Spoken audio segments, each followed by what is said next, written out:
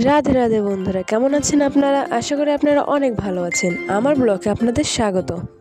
এটা হচ্ছে আমার জীবনের প্রথম ব্লগ, তাই আমি একটু ঘাবড়ে আছি আমার ব্লগটা কেমন হয়। আপনারা দেখতেই পাচ্ছেন আমাদের পুকুরে মাছ ধরা হচ্ছে।